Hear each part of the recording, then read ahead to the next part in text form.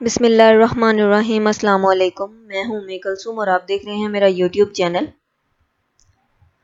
فاتح ہند سلطان شہاب الدین غوری۔ جس وقت شام اور فلسطین میں سلطان صلاح الدین ایوبی اپنے عروج پر تھے اور عیسائیوں کو صلیبی جنگوں میں پے در پے شکست دے رہے تھے، ٹھیک اسی وقت افغانستان میں غزنوی سلطنت زوال پذیر ہو چکی تھی۔ تقریباً 1192 میں کابل میں سلطان شہاب الدین غوری نے غوری سلطنت کی بنیاد رکھ دی تھی۔ شہاب الدین سلطنت غوریہ کا دوسرا اور آخری حکمران تھا، جو 1202 سے 1206 تک سلطنت غوریہ کا حکمران رہا۔ سیف الدین ثانی کے انتقال کے بعد غیاث الدین غوری سلطنت غوریہ کے تخت پر بیٹھا اور اس نے 567 ہجری بمطابق 1173 میں غزنی کو مستقل طور پر فتح کر کے شہاب الدین محمد غوری کو سلطان معز الدین کا خطاب دے کر غزنی میں تخت پر بٹھایا۔ غیاث الدین نے اس دوران ہرات اور بلخ بھی فتح کر لیے اور ہرات کو اپنا دارالحکومت بنایا۔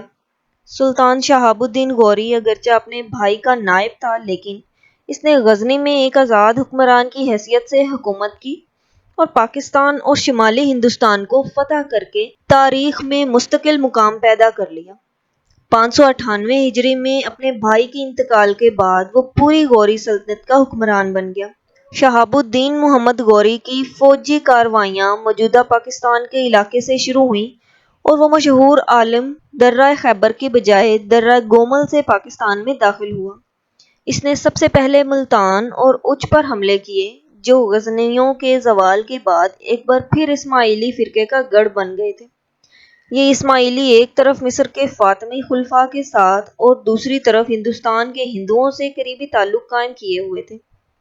غوری کے حکمران عام مسلمانوں کی طرح عباسی خلافت کو تسلیم کرتے تھے اور اسماعیلیوں کی سرگرمیوں کو مسلمانوں کے مفادات کے خلاف سمجھتے تھے۔ سلطان محمد غوری نے 571 ہجری بمطابق 1175 میں ملتان اور اچ دونوں فتح کر لیے۔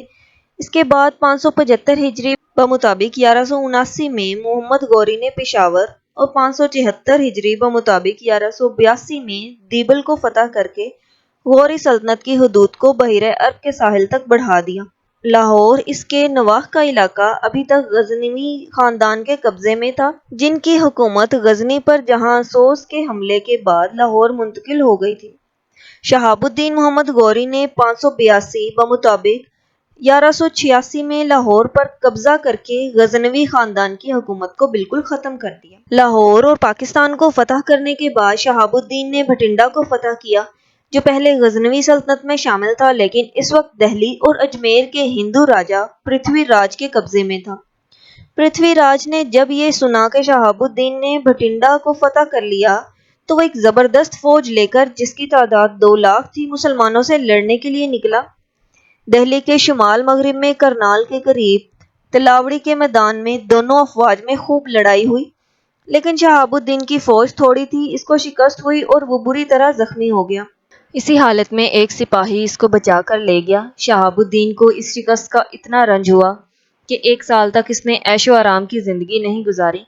اس کے بعد ایک بڑی فوج جس کی تعداد 1,20,000 تھی لے کر پچھلی شکست کا بدلہ لینے کے لیے دہلی کی طرف روانہ ہوا۔ ادھر سے پرتھوی راج بھارت کے 250 راجاؤں کی مدد سے تقریباً 5 لاکھ فوج لے کر روانہ ہوا۔ اس مرتبہ بھی مقابلہ تلاوڑی کے میدان میں ہی ہوا، لیکن شہاب الدین غوری کو فتح ہوئی اور ہندوؤں کو شکست ہوئی اور پرتھوی راج لڑائی میں مارا گیا۔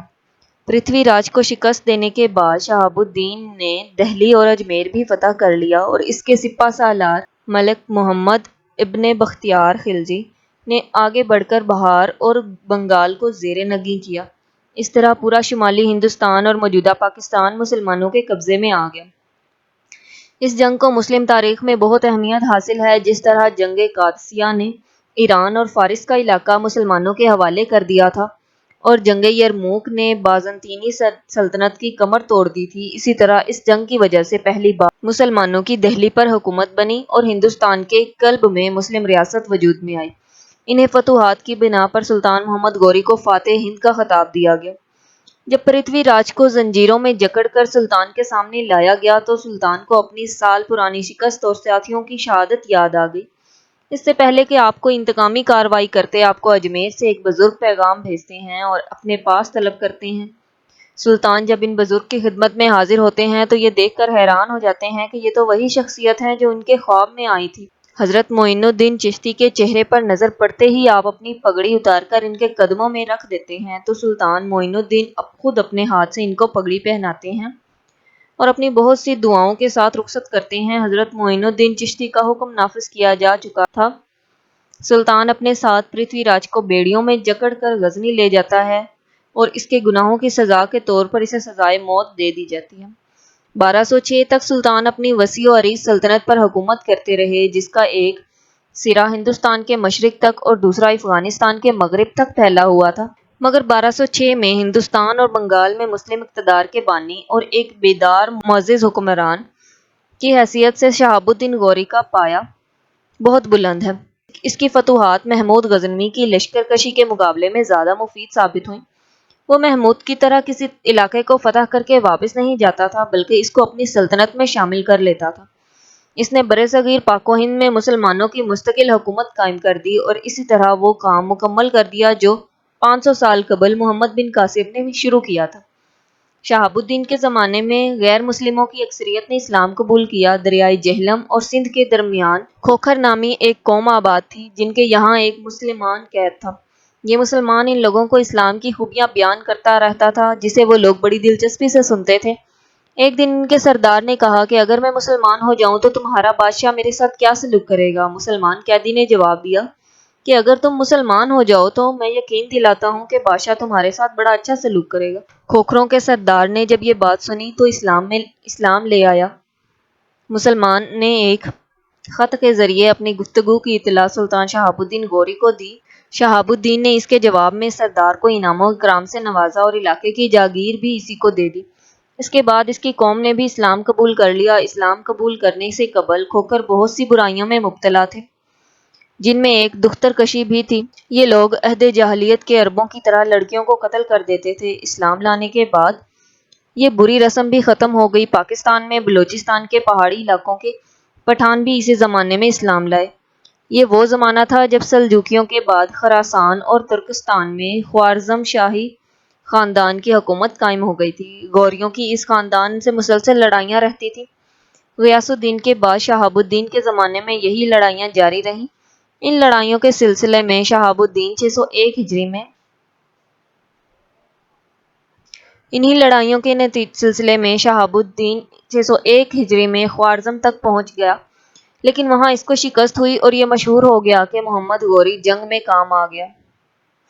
اس خبر کے پھیلنے پر پنجاب کے کھوکھروں نے بغاوت کر دی۔ محمد غوری فوراً پنجاب آیا اور بغاوت فروغ کی، لیکن بغاوت فروغ کرنے کے بعد جب وہ واپس جا رہا تھا تو دریائے جہلم کے کنارے ایک اسماعیلی فدائی نے حملہ کر کے اسے شہید کر دیا۔ شہاب الدین محمد غوری کی شہادت کے ساتھ غوری خاندان کی حکومت بھی ختم ہو گئی۔ ہرات اور غزنی کے علاقوں پر خوارزم شاہ کی حکومت قائم ہو گئی اور برصغیر پاک و ہند میں محمد غوری کے وفادار غلام اور دہلی میں سلطان کے نائب قطب الدین ایبک نے ایک مستقل اسلامی حکومت یعنی سلطنت دہلی کو خاندان غلامان کے زیر اثر قائم کر لی۔